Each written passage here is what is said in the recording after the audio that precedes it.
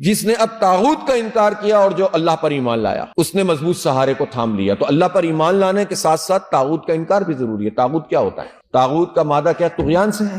طغیان بروزن فولان، یہ ہے مبالغے کا صیغہ، ایسا صیغہ ہے مبالغے کا جو اپنی سرحدوں کو توڑ دیتا ہے۔ اب ایک ہوتا ہے کافر جو کفر کرتا ہے، انکار کرتا ہے اللہ تعالیٰ کا، ایک مومن ہوتا ہے جو ایمان لاتا ہے اللہ پر، ایک فاسق ہوتا ہے جو اپنے گناہوں پر اصرار کرتا ہے۔ گناہ کرنے والا عاصی ہوتا ہے، اور جو گناہوں پر اصرار کرتا ہے، گناہ بدلتا نہیں ہے اور اس پر ڈٹ جاتا ہے، وہ فاسق ہوتا ہے۔ لیکن اس کی بھی ایک سپرلیٹو ڈگری ہے، وہ ہے طاغوت، جو نہ صرف انکار کرتا ہے بلکہ خدا کے مقابلے میں آ کر کھڑا ہو جاتا ہے نعوذ باللہ، اور کہتا ہے کہ اللہ کی بات نہیں چلے گی، میری بات چلے گی، میرا ورلڈ آرڈر چلے گا، میری طاقت کو تسلیم کرنا پڑے گا۔ وہ سامنے آ کر کھڑا ہو جاتا ہے۔ ہمارے بہت مفسرین نے طاغوت کا ترجمہ شیطان بھی کیا ہے، بت بھی کیا ہے، لیکن ان ترجموں سے بات پوری واضح نہیں ہوتی۔ طاغوت کا مطلب یہ ہے کہ وہ طاقت، وہ قوم، وہ فرد، وہ ملک جو انسانوں کے اوپر اپنی خدائی کو قائم کرنے کی بات کرے عملاً، اور کہے کہ میرے بغیر مسئلہ حل نہیں ہوگا، بس میں ہوں، اور وہ اللہ اور اس کے رسول کے برخلاف ہو، تو اس کی حیثیت طاغوت کی ہوتی ہے۔ اور طاغوت کا مطلب یہ ہے کہ جس طرح دریا میں یا سمندر میں طغیانی کا مطلب کیا ہے کہ سمندر میں یہ صلاحیت پیدا ہو گئی کہ وہ اپنے کنارے توڑ کر نکل جائے گا۔ جس طرح ہم کہتے ہیں نا کہ اللہ تعالیٰ رحمان ہے اور رحیم ہے۔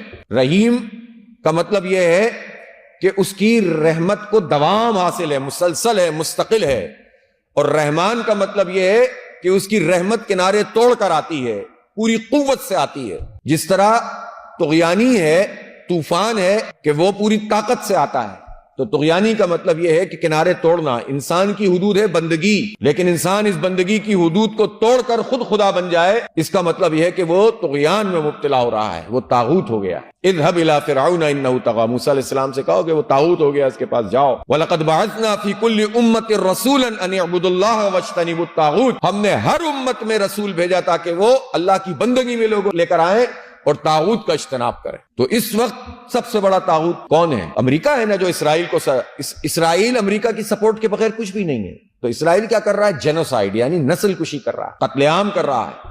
سپورٹ کون کر رہا ہے؟ ڈالرز کون فراہم کر رہا ہے؟ اور خاموشی کون اختیار کیے ہوئے؟ مسلم حکمران۔ تو ان کا یہ ایک ایسا اتحاد بنا ہوا ہے جس سے مظلوم مزید مظلوم بنتے چلے جا رہے ہیں، اور امریکہ دنیا میں انسانی حقوق کا چیمپئن بنتا ہے، اور انسانیت کشی اور نسل کشی میں اسرائیل کی دہشت گردی کا ساتھ دے رہا ہے۔ تو اس طاغوت کا تو انکار کرنا پڑے گا نا، اس کے مقابلے میں آ کر کھڑا ہونا پڑے گا۔ یہ علیحدہ بات ہے کہ خود امریکہ میں ایسے لوگ موجود ہیں، اب باضمیر لوگ، وہ مسلمان تو نہیں ہیں لیکن وہ ہیں جو ان کی پالیسی